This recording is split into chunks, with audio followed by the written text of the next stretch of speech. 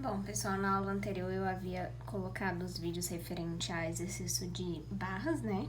Só que a gente só tinha uma única característica no exercício, que eram as cargas concentradas. E aqui nós temos cargas distribuídas em um mesmo exercício. Então, sobre uma viga que tem nas extremidades um apoio fixo e um apoio móvel. Lembrando que esse apoio móvel, ele pode ser caracterizado por essa barra abaixo ou simplesmente pelas nossas roldanas, né? Como eu passei nos exemplos anteriores também. Então, veja a diferença, a minha carga pontual a partir desse apoio. Vou colocar aqui esse apoio um apoio A, tá? E esse apoio um apoio B, só pra gente renomear aí, então, as nossas reações.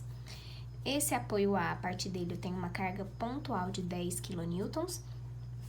E a partir dele, a 3 metros, começo uma carga distribuída aqui. Então, primeira coisa, pessoal, se nós temos carga distribuída no exercício, nós precisamos transformar essa carga distribuída em uma carga pontual, que é quando eu tenho a pior situação, né? Ou, de fato, possível de eu mensurar. Porque quando eu falo que essa carga ela é distribuída em 3 kN por metro, eu não posso definir, basicamente, que essa carga tem a mesma intensidade, né, ao longo desses 3 metros. Eu não posso dizer que a 1 metro tem 1 kN e assim por conseguinte. Então, ela pode estar distribuída aqui de formas diferentes.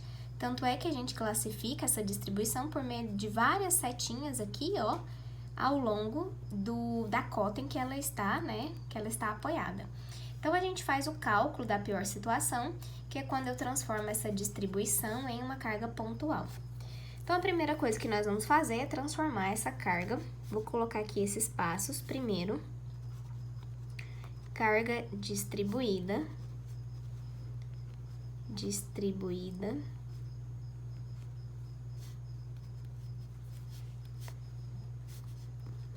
Para pontual, ok? Então, nós vamos fazer aqui embaixo, olha só, eu vou desenhar novamente essa viga, considerando agora aquela carga distribuída como uma carga pontual. Essa nova redistribuição a gente chama de diagrama de corpo livre, que é quando, na verdade, nós temos como é que essa carga vai estar funcionando, diagrama de corpo livre, como é que essa carga vai estar funcionando aqui, acontecendo nessa viga, na verdade. Então, nós vamos desenhar aqui, né, que a partir do nosso ponto, nosso primeiro apoio A, tenho essa carga de 10 kN a 2 metros, certo? E quando eu começo a minha carga distribuída, eu tenho 1 metro. Só que agora eu preciso primeiro calcular essa carga pontual. Como que a gente faz? Então, nós vamos fazer esse cálculo por meio do cálculo da área. Então, a gente vai colocar aqui, vamos chamar de carga Q, tá? Através do cálculo de área. Nós temos que essa figura, ela está distribuída retangularmente. Então, a área dessa figura vai ser base vezes a altura.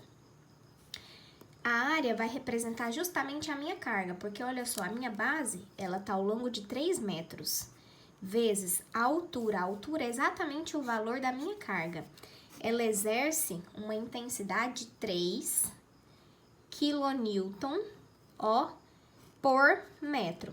Então, quando eu cortar essa unidade com essa unidade, vai me sobrar a minha carga pontual em quilonewtons. Então, eu tenho que a minha área, ou a minha carga Q, ela vai ser de 9 kN, ok? Então, eu tenho uma carga pontual de 9 kN, eu preciso aplicá-la. Então, veja bem, nós vamos usar o mesmo raciocínio de centróides e baricentros. Eu tenho que ela está alocada, olha só, a minha figura é uma figura retangular. Centro de gravidade, eu estou trabalhando com eixo X, para minha figura retangular, é base sobre 2. A minha carga está ao longo de 3 metros, então 3 sobre 2, eu vou ter essa carga locada a 1,5 metro. Lembrando que a 1,5 metro, ó, de onde ela começa a ser distribuída. Então, eu vou colocar aqui, ó, a 1,5 metro, eu vou ter uma carga pontual de 9 quilonewtons e vou terminar aqui, então, a minha viga, ó, com mais 1,5 m, onde nós temos o nosso segundo apoio, que é o apoio móvel, que nós chamamos de apoio B. Então, agora sim, eu posso calcular essas reações de apoio. Pelo meu diagrama de corpo livre, eu desenhei de fato como essa viga deve ser calculada, onde a gente tira essa carga distribuída e transforma em carga concentrada. Quando eu tenho esse diagrama somente com as cargas pontuais, para eu poder fazer a rotação delas, a distância que elas geram até os apoios, as extremidades, para a gente poder calcular, então, quais são esses esforços gerados pelos apoios. Se eu tenho um apoio fixo, então, o apoio fixo, ele trava nas duas direções, né, a rotação da nossa viga. Então, eu gero duas reações. Uma reação na vertical e uma reação na horizontal, que a gente vai chamar de HA. Na extremidade, como eu tenho um apoio móvel, que ele permite o translado, né, da viga, a liberdade ao longo de X, então ele trava em Y, gerando aqui, então, a nossa reação RB, certo? Como eu não tenho nenhuma força aplicada na horizontal, eu já posso dizer diretamente, né, por meio de um somatório de esforço com relação ao eixo, que a minha HA vale 0, ou seja, eu não tenho nenhum esforço naquele eixo, tá? Na vertical, eu tenho duas incógnitas, eu tenho RA e eu tenho RB. Então, eu preciso fazer somatório de momento primeiro para eu poder isolar uma em função da outra, né? Para eu poder descobrir qual é essa reação.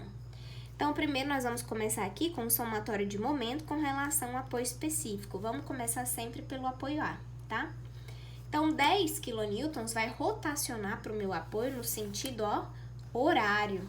Então, vai ser positivo de 10 vezes a distância. Lembrando que o momento é força vezes distância.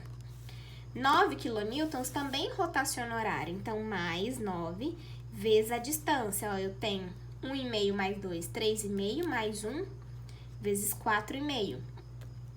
E meu RB, que vai rotacionar no sentido anti-horário, portanto, negativo, da distância total da minha barra, que vai ser 3, 4, 5, 6. Então, eu tenho menos 6 RB. Isso tudo igual a 0.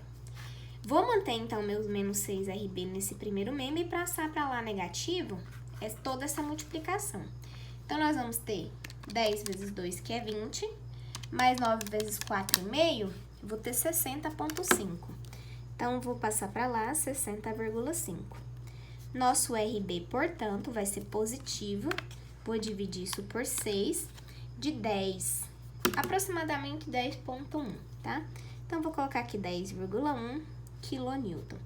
E a gente calculou e descobriu que ele é para cima, ou seja, o sentido da ponta da seta que eu adotei está correto. A reação vai chegar no meu apoio nesse sentido.